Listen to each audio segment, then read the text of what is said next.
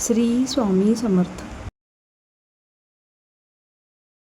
Hello, हाय, नमस्कार. श्री स्वामी समर्थ सगळ्यांना. तुमचं स्वागत आहे माझं चॅनेल नीता इजी शिलाईमध्ये. तर बघा, आजच्या व्हिडिओमध्ये आपण ब्लाऊजचं कटिंग पाहणार आहोत. तर हे 36-36चं ब्लाऊज आहे आणि याला बोटनेक करायचं आहे. तर बोटनेकची डिझाईन कशी बनवणार आहे हे देखील तुम्हाला या व्हिडिओमध्ये पाहायला मिळणार आहे. तर व्हिडिओ पूर्ण पहा, अजिबात स्किप करू नका. आणि तुम्हाला जर माझे व्हिडिओ आवडत असतील तर लाईक, शेअर आणि सबस्क्राईब करायला देखील विसरू नका.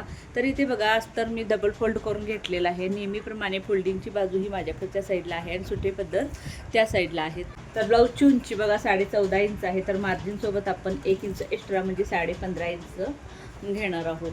तर आता बोटनेक ब्लाऊज असल्यामुळे बघा, ब्लाऊजचं शोल्डर आपल्याला 7 इंच घ्यायचं आहे. तर इथे मी 7 इंचावर मार्किंग करते आणि ही लाईन अशी आखून घेतलेली आहे.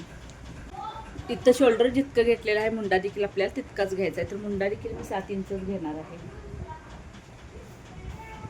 आणि इथे देखील 7 इंच आहे का ते पाहून घ्यायचं आणि ही लाईन अशी आखून घ्यायची आणि मुंड्याची लाईन देखील आपण आखून घेऊया.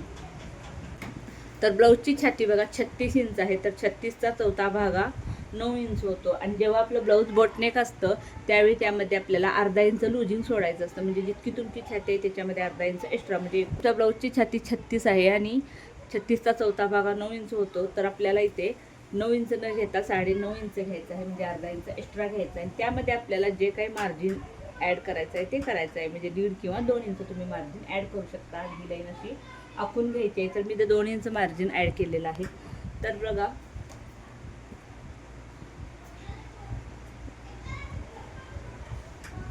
तर ब्लाऊजची कंबर 29 इंच आहे. तर 29चा चौथा भाग हा 7.25 इंच होतो. तर 7.25 इंचावर एक असा पॉईंट दिला.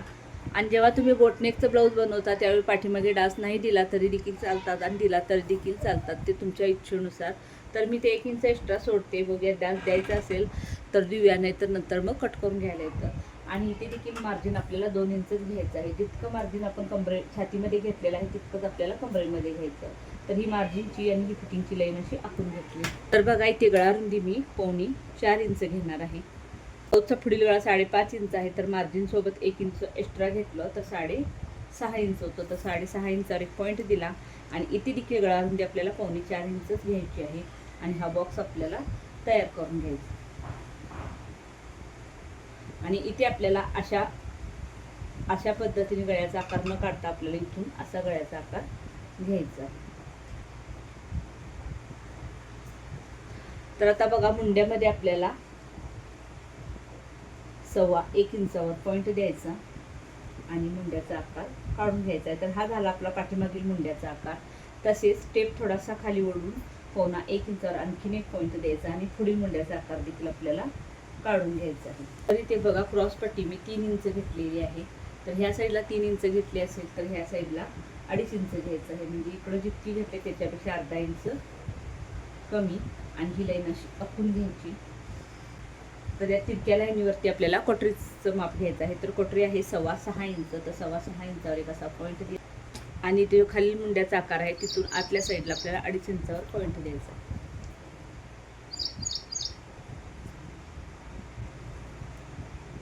आणि असं आपल्याला कोटरीचा आकार काढून घ्यायचा आहे. तर आता हे आपलं पुढील भागाचं मार्किंग करून झालेलं आहे. तर आता फक्त भोवत्याने आपल्याला कट करून घ्यायचं.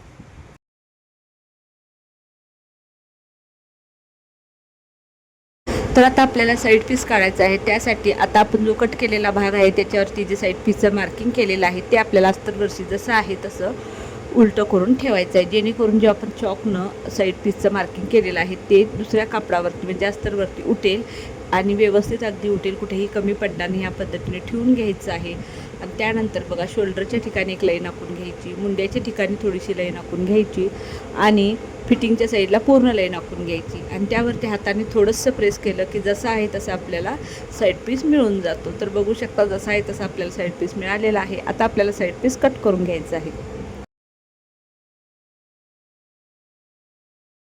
तर इथे बघा, साईड पीसचं कटिंग करून झालेलं आहे. आता आपण बाहीचं कटिंग करणार आहोत. तर इथे 3/4 साईज बाही आहे.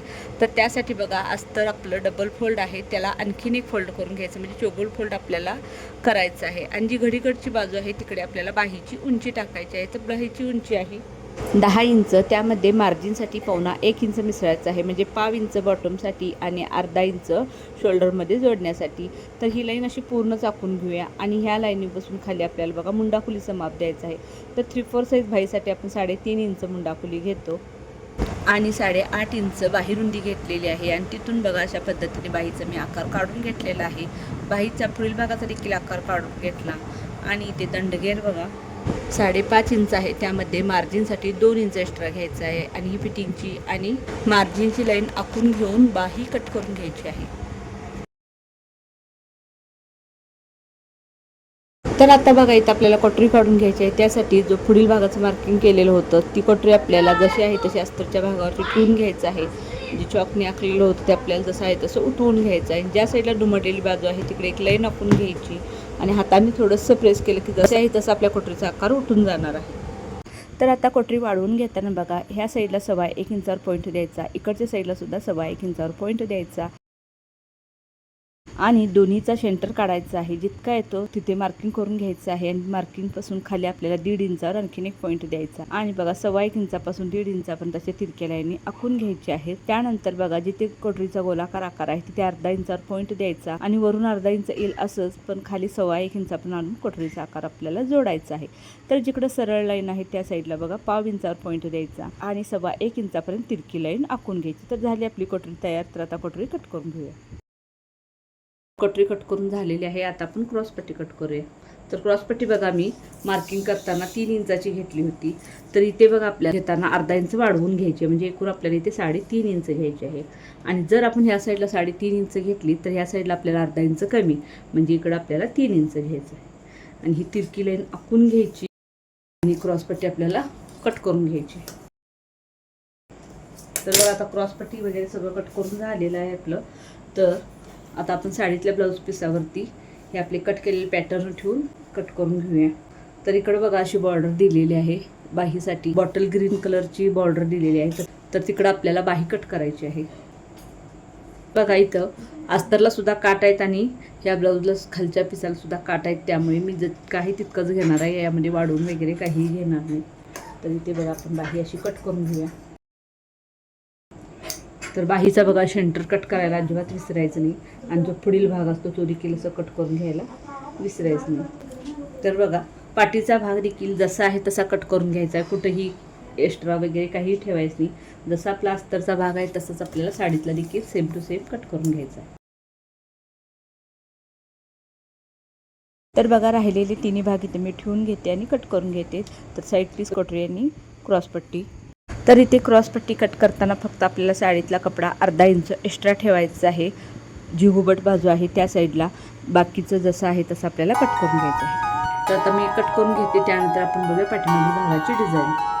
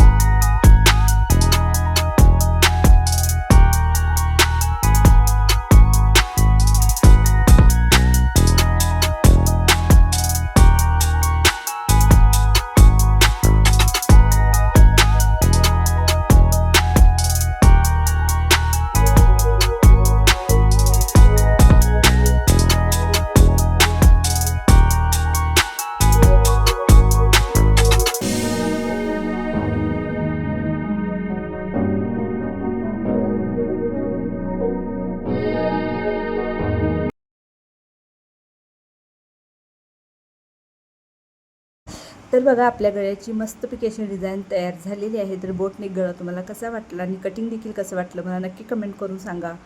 आणि हा व्हिडिओ पूर्ण पाहिल्याबद्दल तुमच्या मनापासून धन्यवाद. थँक्यू.